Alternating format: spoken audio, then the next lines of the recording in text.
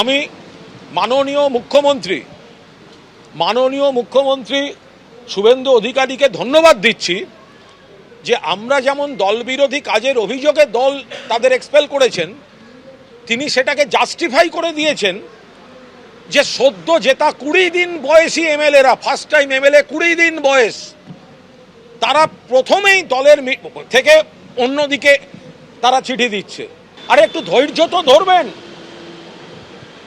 একটা মিটিংয়ের পর সঙ্গে সঙ্গে চিঠি, সঙ্গে সঙ্গে গিয়ে দিল্লিতে গ্যারেজে দাঁড়িয়ে থাকা।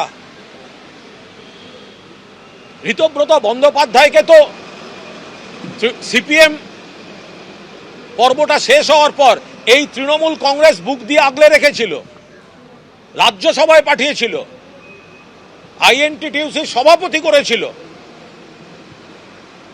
তার একবার মনে হলো না তাকে টিকিট দিয়ে জিতিয়ে এনেছে, জিতলে তো তিনি মন্ত্রী হতেন।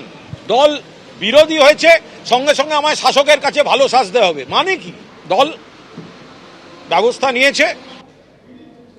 সত্যটা যারা সামনে আনলো তাদেরই বহিষ্কার করা হলো। এই দল ভেঙে টুকরো টুকরো হয়ে যাবে। প্রতিক্রিয়া বিশ্বজিৎ দেবের।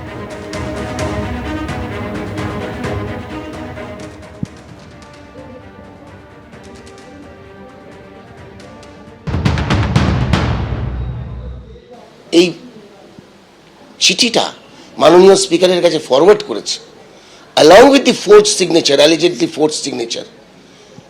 সেটার জন্য যে দায়ী বা যারা দায়ী, তৃণমূল কংগ্রেসের উচিত ছিল তাদের বিরুদ্ধে অ্যাকশন নেওয়া।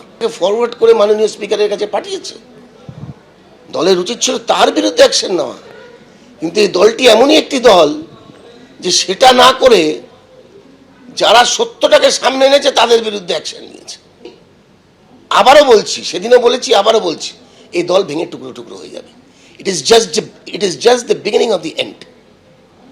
সময়ের অপেক্ষা খালি। মাননীয় স্পিকারের কাছে দেওয়া হয়েছে, সেটা হচ্ছে using forge document as genuine. That comes under the provisions of 340 of the BNS. তো অবভিয়াসলি এই দুটোই কিন্তু সাংঘাতিক অপরাধ। কোনো জালিয়াতি হয়েছে বলে মনে হয় না, সই কাণ্ডে মন্তব্য বিধায়ক মদন মিত্রের।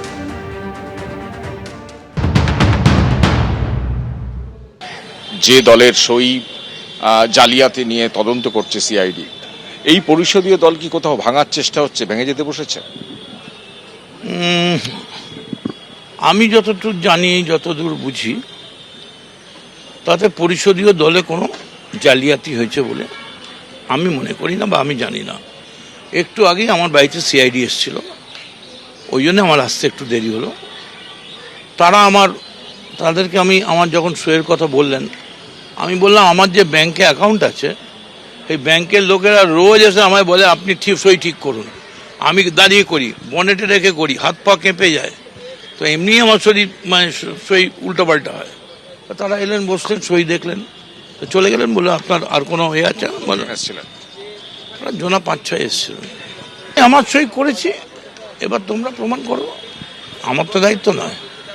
কোথাও কি সংসদীয় দল, আজকে দুজনকে আপনারা বহিষ্কার করলেন বা আপনার দল বহিষ্কার করলো, কোথায় কি সংসদীয় দলটাকে ভেঙে ফেলার চেষ্টা হচ্ছে বা ভাঙা হয়ে যাচ্ছে? এখন ভাঙার চেষ্টা কেউ করতেই পারে, কয়েকজন করছে, কেউ হোটেলে, কারোর বাড়িতে, কোনো বিধায়কের বাড়িতে, কোথাও রুবির পাশে হোটেলে মিটিং করছে। সব খবরই তো আমাদের এসে গেছে। দলের কথা বলছেন যেখানে আপনাদেরই এমএলএরা আলাদাভাবে মিলিত হয়েছে, বা একজন এমএলএর বাড়িতে বলছেন যেখানে মিলিত হয়েছে, সেখানে কি আপনার ডাক পড়েছে? এরকম না, আমায় কেউ ডাকে না।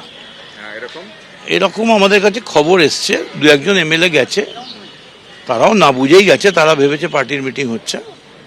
এবং আমার বিশ্বাস যে দুজনকে দল বহিষ্কার করেছে, এর বাইরে এই মুহূর্তে আর কেউ যাবে না। এবং আমি তাদের কাছে অনুরোধ করব, কোনো বক্তব্য থাকলে আলোচনার তো সুযোগ আছে, আসুন না আমরা একসঙ্গে বসি। ফেসবুক লাইভে আজকে বিজেপির বিরুদ্ধে সরব হয়েছেন মমতা বন্দ্যোপাধ্যায়। তিনি অভিযোগ করছেন তৃণমূল বিধায়কদের পুলিশ দিয়ে ভয় দেখানো হচ্ছে, বাড়িতে পুলিশ পাঠানো হচ্ছে, বাড়ি থেকে বেরোতে দেওয়া হচ্ছে না। এটা গণতন্ত্রের নমুনা? ভোট লুট করে জিতেছেন, কাজ না করে কেন কুকাজ করছেন? আমাদের কর্মীদের বাড়ি থেকে বেরোতে দিচ্ছে না, আমাদের 2500 পার্টি অফিস ভেঙেছে। এবিপি আনন্দ, এগিয়ে থাকে, এগিয়ে রাখে।